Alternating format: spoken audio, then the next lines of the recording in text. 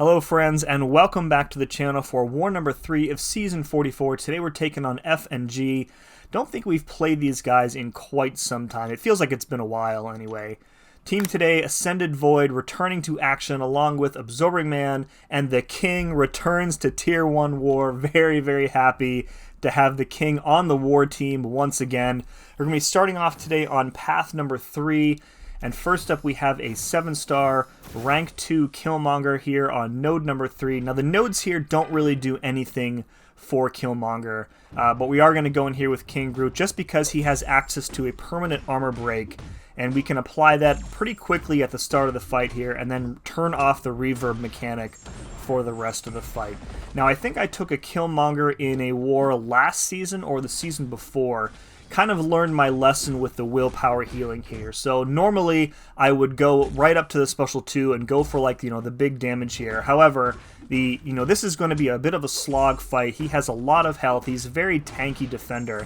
So I'm going to continue to apply more armor breaks in order to reduce and eventually turn off the willpower healing here. So I think we go up to 9 armor breaks, and then I kind of go up and attempt for, like a big damage special 2 here. So we can bait out whatever special we want from him. It doesn't really matter. With his vibranium armor turned off, he doesn't really pose too much of a threat here.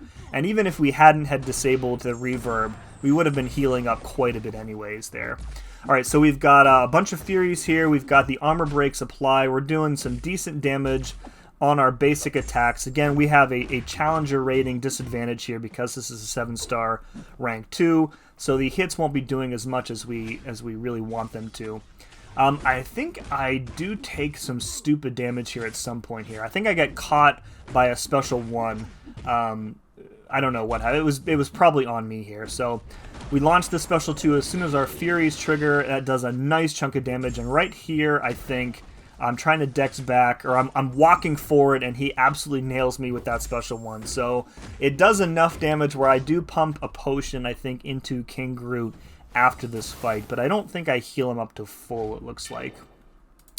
Anyway, we have this Kate Bishop here on node 12, and again, the nodes here don't really do anything for Kate. It's mostly diversity play.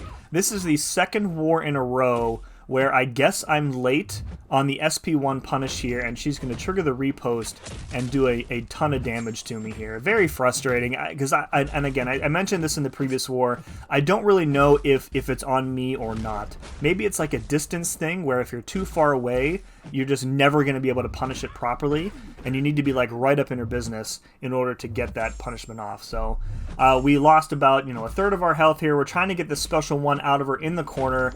I think I missed the dex and take it on the block, so I have to special intercept with the special 2, but the Furies are still up, thankfully, so it does a decent chunk of damage, and we've got about a 2k per second poison going on her. Get the Striker off there, create some distance with a heavy, and pause that poison for a few seconds, and now the fight is much more, in our control. The Furies are about to trigger again. We're right back up to our special 2. I get the proper punish off that time, but I feel like the distance again was very similar to what it was in the first special 1. So I don't know. It's something, whatever. It is what it is. So one more combo finishes her off. And I think I once again elect not to heal him up to full here. I think I had the combat regen boost expiring. Yeah, there we go. Yeah, so, I'll just use that, and then I'll make up the difference with his natural regen here. So, alright, we have this infamous Iron Man on node 21 with sloped armor. We can turn off the node completely with our first armor break. So infamous Iron Man only has access to the 1 armor up, and he cannot regain it if there is an armor break present on him. So since King Groot's armor breaks are permanent, he will never have access to that armor up again. That turns off the glancing for the rest of the fight. Also turns off his access to the aura of iron, which is great because we won't have to worry about like holding our specials until the aura expires. So this becomes a very, very straightforward and simple fight. I think I mess up the dex on a couple of special 2s in this fight. I think I already messed one up there and got a shock on myself. That one I got right. I think there's one at the end of the fight that I screw up as well, but this is my last King Groot fight for the war, and we are, way ahead in the health race, and, even if we take a bunch of hits, the healing is going to keep us topped up easily. So He's about to trigger his own regen here, so we're going to be special locked in a moment there. That's really unfortunate. I really wish I could have gotten that special 2 off before he triggered the special lock, but it is what it is. And then right here, I think I take another special 2 shock. Yep, there we go. And then I just finish him off, I think, with a special 3 here, just for funsies, because KINDRED special 3 is very enjoyable, and I like watching it. And seeing like his opponents like cower as the branches come to him. And there we go. And down he goes. Overall, pretty happy with the King's performance this war. Next up, we have a Nimrod on node 30, and as much as I would love to use King Groot against a robot defender, he unfortunately is not shock immune, so we got to go in here with Carl instead. We've got static defense here, so we're going to be in Uru form, and every time we trigger a shock on ourselves from the node, it's going to be keeping our form paused. And then with sloped armor, we are going to be glancing quite a bit, so we just have to really stay on top of our form. Most important part of this fight here. Other than that, you know, he's got shock immunity. That doesn't really matter. The shock immunity on this node is there to stop Nebula these days. So another good reason to use Absorb Man on this particular matchup is that you can safely push Nimrod to his special 2, and Absorb Man will automatically reduce the duration of that unstoppable buff. So not only will that, you know, kind of keep the flow of the fight going, it'll also end a buff which will pause Absorb Man's form. So you kind of have, you know, multiple avenues here with which to keep up your form, keep up your refined form as well. Having relics active in Alliance War starting this season is really, really beneficial for Absorb Man, as you're going to see here when we trigger the relic. So they changed, what was it, last month I think it was? They changed the way the relic, the striker stun works, so that it's not a stun for Absorb Man's abilities. So if you trigger a relic and then do a heavy into a special attack, you're going to get the benefits of the increased crit rate, which you'll probably see here. So it makes getting that increased crit just so much easier.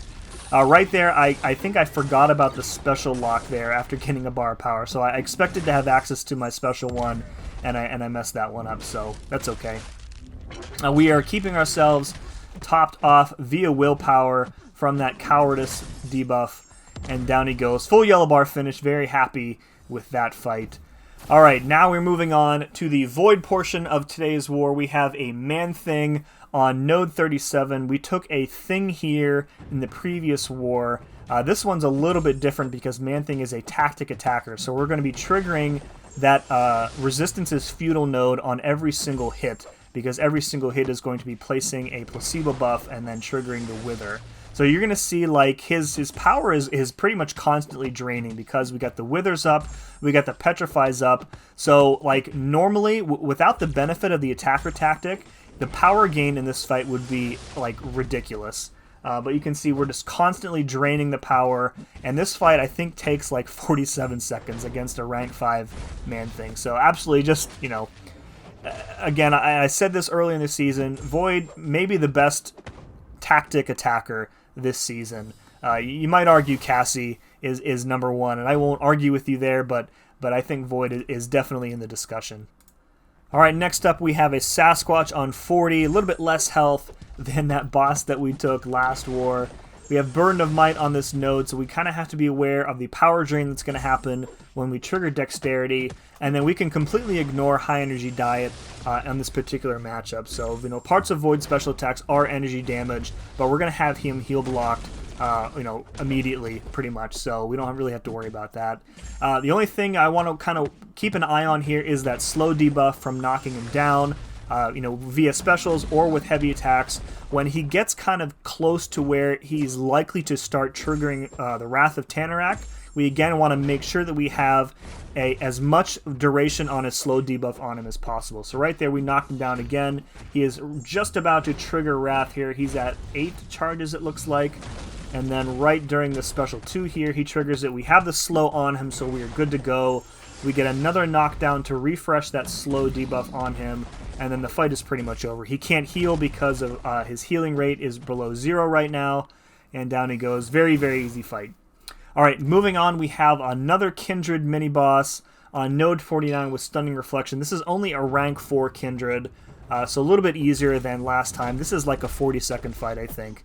Just absolutely disgusting how easily Void makes a defender like Kindred with this attacker tactic. I do get, oh, I got stun reflected there, so that sucks, but we're not taking any degen damage because we have so many debuffs on him already. It's like that never even happened. It's great.